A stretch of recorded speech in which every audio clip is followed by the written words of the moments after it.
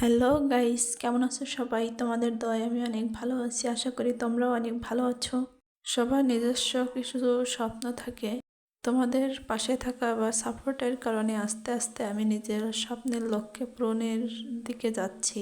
তো তোমরা সাপোর্ট ছাড়া আমি কোনোভাবেই স্বপ্ন পূরণ করতে পারবো না। আজ তোমাদেরকে দেখাবো আলু পুরি রেসিপি। খেতে যেমন সুস্বাদু, দেখতেও মাশাল্লাহ আলহামদুলিল্লাহ, দেখতেও অনেক সুন্দর। প্রথমে আমি কিছু আলু সিদ্ধ করে ছুলে নিয়েছি, দেখেন। তারপর এটা চামিচ দিয়ে ভেঙে টুকরো টুকরো করে নেব। আস্তে আস্তে এগুলো সবগুলোই টুকরো টুকরো করে নিতে হবে। যতক্ষণ না এটা মাখা মাখা হচ্ছে ততক্ষণ পর্যন্ত এরকমভাবে করে নিতে হবে। দেখেন, এইভাবে করতে হবে। তারপর একটা পাত্রে 1 কাপ ময়দা নিব, নিয়ে এর মধ্যে পরিমাণ মতো লবণ দিয়ে দিব। তারপর একটু তেল দিতে হবে যাতে ময়দাটা লেগে না যায়। তারপর এটা ভালোভাবে হাত দিয়ে মিশিয়ে নিতে হবে। দেখেন, এভাবে যতক্ষণ না পর্যন্ত দলা দলা ভাঙছে ততক্ষণ পর্যন্ত এটা নাড়াতে থাকতে হবে। নাড়াতে নাড়াতে এর সাথে একটু পানি অ্যাড করে এটাকে আঠালো বানিয়ে নিতে হবে। অল্প অল্প করে পানি দিয়ে ভালোভাবে মিশিয়ে নিতে হবে। এটা দিয়ে একটি ডো তৈরি করতে হবে। এজন্য যতটুকু পানি লাগে ততটুকুই দিতে হবে পরিমাণ মতো। অল্প অল্প করে নেবেন, নইলে বেশি দিলে বেশি হয়ে যাবে। এই জন্য আমি অল্প অল্প করে নিয়ে তৈরি করে নিয়েছি।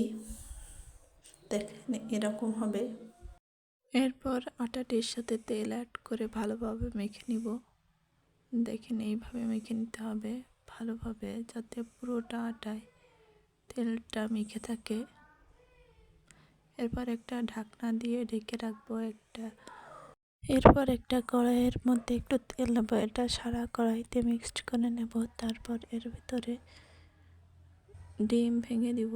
2-3টা ডিম একসাথে দিয়ে ভাজি ভাজি করে এপিস ওপিস করে, দেখেন, এভাবে বানিয়ে নিব। এটা খেতে অনেক সুস্বাদু হয় ডিমটা দেওয়ার জন্য। এখানে এভাবে আস্তে জালে এভাবে নাড়িয়ে নাড়িয়ে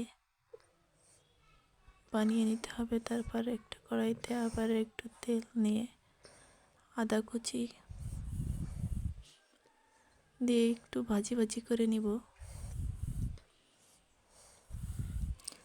যতক্ষণ না ভাজি হয় ততক্ষণ পর্যন্ত দিব। এরপরে একটু বিভিন্ন প্রকার সবজি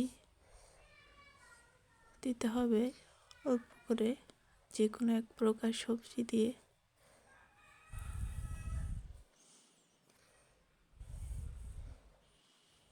নাড়িয়ে ভাজি ভাজি করে নিতে হবে।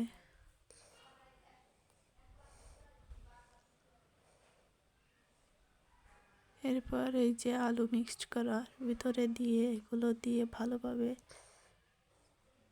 মেখে নিতে হবে। সাথে একটু ঝাল দিতে হবে, মরিচ, কাঁচামরিচ, পেঁয়াজ কুচি, স্বাদ মতো লবণ, একটু মশলার গুঁড়ো দিতে হবে, হলুদের গুঁড়ো,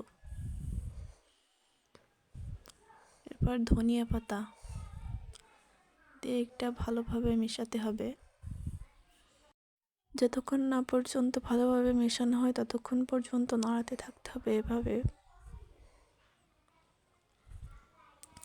এটা খেতে অনেক স্বাদ। এরপর ঢাকনিটা খুলে দেখতে পাচ্ছেন আটাটা অনেক সফট হয়ে গেছে। এটা আরেকটু মেখে নিব, ভালোভাবে মেখে নিতে হবে। তারপর এভাবে এভাবে করে সফট করে নিতে হবে যাতে বেলার সময় কোনো সমস্যা না হয়। এভাবে ভালোভাবে মেখে নেওয়ার পরে এটাকে একটু লম্বালম্বি করে বেলে পিস পিস করে কেটে নিতে হবে। দেখেন, এইভাবে ভালোভাবে লম্বা করে নিয়ে এটাকে পিস পিস করে কেটে নিব। সমান সাইজের দিলে দেখতেও অনেক সুন্দর হয়, এজন্য আমি সমান করে কেটে নিচ্ছি।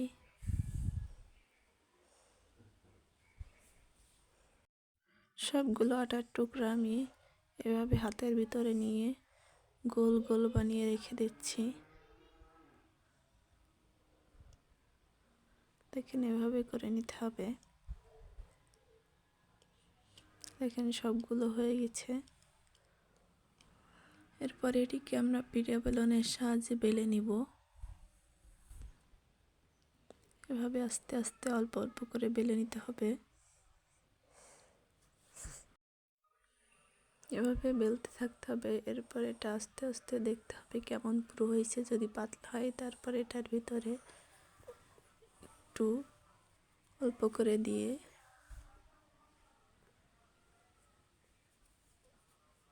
ভালোভাবে দিতে হবে যাতে বের না হয়ে যায়। এরপর এটাকে ছোট ছোট টুল আকারে দেখেন এভাবে দিয়ে আস্তে আস্তে ধরে এক জায়গায় করে নিতে হবে।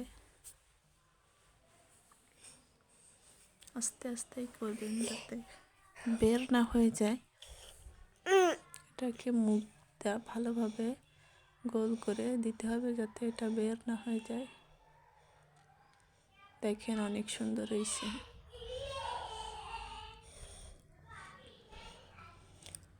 অনেক সুন্দরভাবে হয় কি এটা ভাজি করে খেলে অনেক মজা লাগে।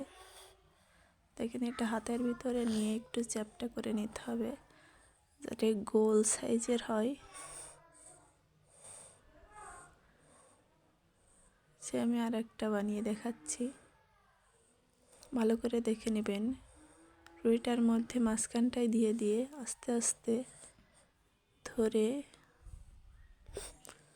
আস্তে আস্তে করে নিতে হবে। এত ফাস্টলি অবশ্যই আপনারা পারবেন না, আমিও এটা ফাস্টলি পারি না। এটা আস্তে আস্তে করে ভিডিওটা একটু দ্রুত করে স্পিডটা বাড়িয়ে দিচ্ছি, এর জন্য এত দ্রুত মনে হচ্ছে।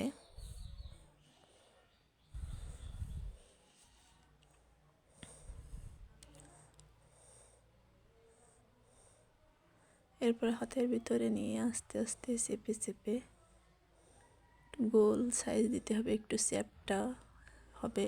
এগুলো ভাজি করলে অনেক ফুলকো দেখায়। দেখেন সবগুলো হয়ে গিয়েছে। এবার এটা গরম তেলের ভিতরে দিয়ে ভাজি করে নিতে হবে।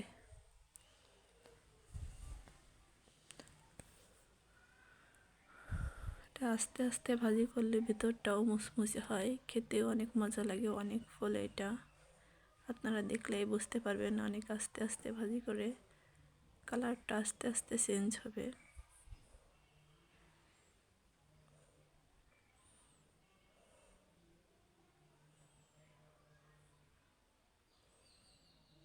দেখেন দেখতে অনেক সুন্দর দেখাচ্ছে, খেতেও অনেক মজা।